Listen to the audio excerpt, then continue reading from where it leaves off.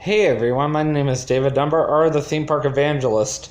So I just did a few movie reviews, and then the other day I did some other at-home vlogs. One of them was a Christian one that I've been wanting to talk about for a while, and then of course I did an announcements one. I usually try to do those at least once a week, maybe once every 2 weeks.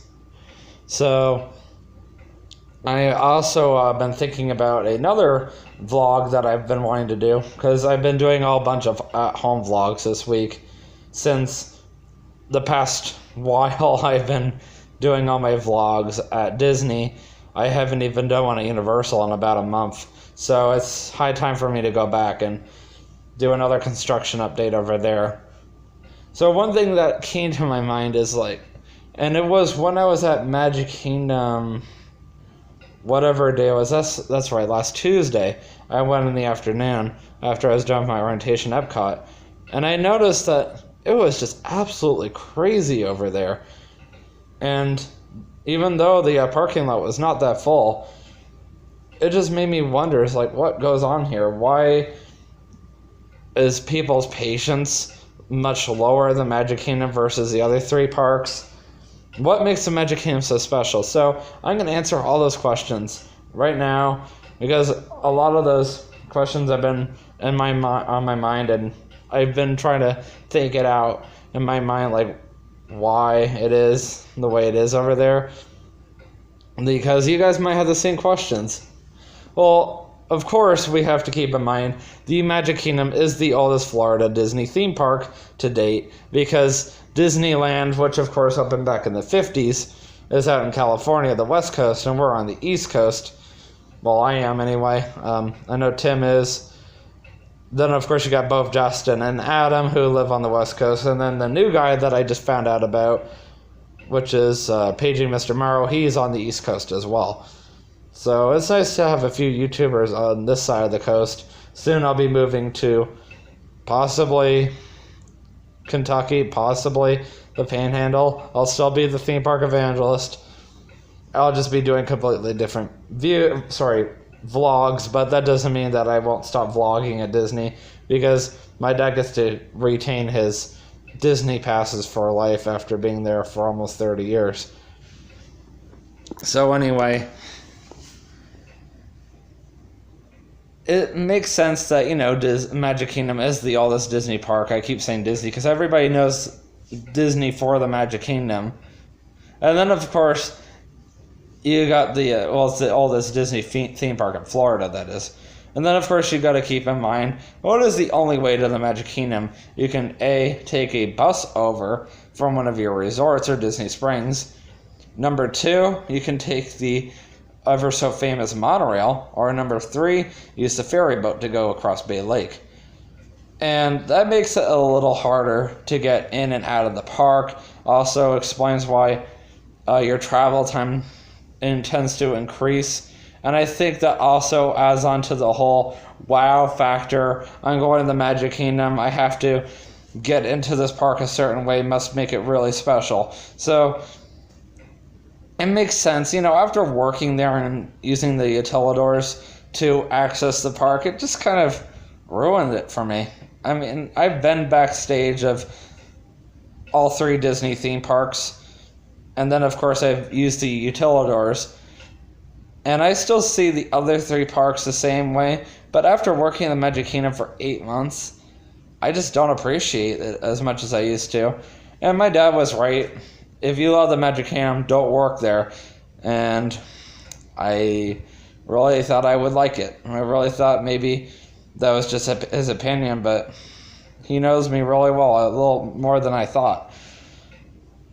So maybe that's also why I am trying to figure out what's this so special about the Magic Kingdom, and why I'm even doing this vlog in the first place. Also, we all know that Magic Kingdom is known as the snack park, and I say the snack park because of the fact that it's the park that everybody likes to go load up on snacks. That's why you see a lot of people wearing #snackles more at Magic Kingdom than any of the parks.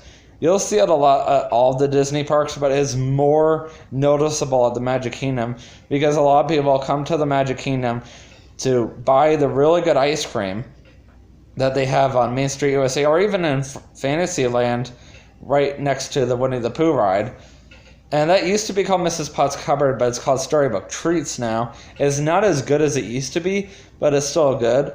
And then, of course, my all-time favorite is the ice cream parlor in Main Street USA. It literally is to the right of the hub. So just before the actual hub, you're going to come to this walkway that'll take you towards Tomorrowland Terrace, and there's also a restroom right there.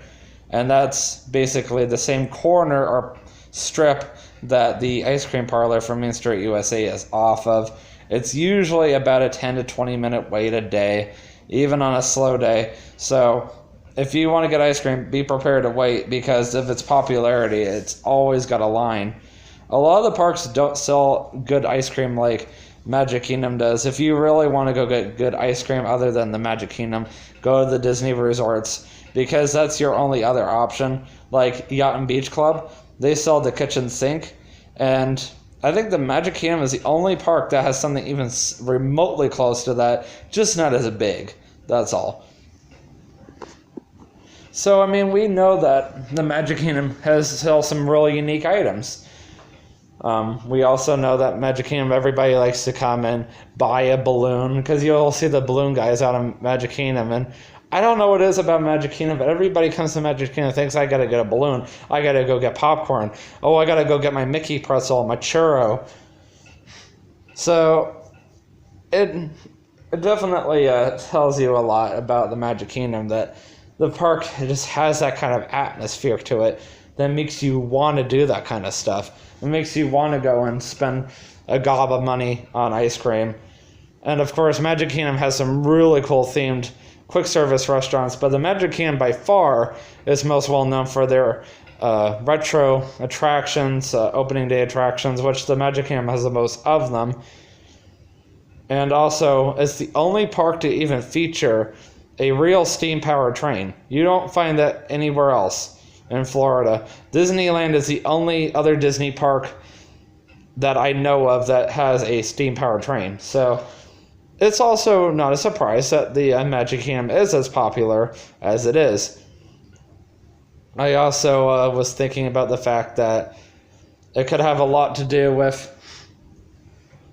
the weather. A lot of people come to the Magic Kingdom first thing in the morning because of the fact that they all know it's going to pour rain later on in the day. You won't notice these kind of crowds that I'm dealing with right now at Magic Kingdom as a guest as in anyway, because I'm no longer working there. Because when you go first thing in the morning, it's always going to be at its peak. And then you go later on the day. I mean, it's still heavy crowds, but by the time that rain shows up, most people are leaving. And why is that? Is it because, you know, they just showed up, oh, I don't feel like coming anymore, no, or staying anymore? No, it's because they all came early knowing that it was going to rain later and they didn't want to deal with it. Do you think everybody comes to Disney and thinks it's going to rain? No. It's just the season we're in. And of course, the biggest problem with the Magic Kingdom is a lot of their attractions are outdoors. So they all have to shut down for any lightning that's 5 miles or less. And a lot of people think, well, we're Disney, we know everything. When they see that name tag on you, they think you know everything. And unfortunately, we don't. A lot of people will even ask me, when do you think the storm will be away? It's like, man, the only thing I can tell you is, judging based on its movement, probably an hour or two. I mean, I'm no meteorologist, but I've seen enough bad weather come in when I was working at Tomorrowland Speedway to know that the weather can get kind of intense, especially that lightning. And that's what we're really worried about, not so much the rain. There is an attraction at Epcot, the one I'm working at right now actually is Test Track, and that cannot operate in the rain or lightning just because of how fast the vehicles can get.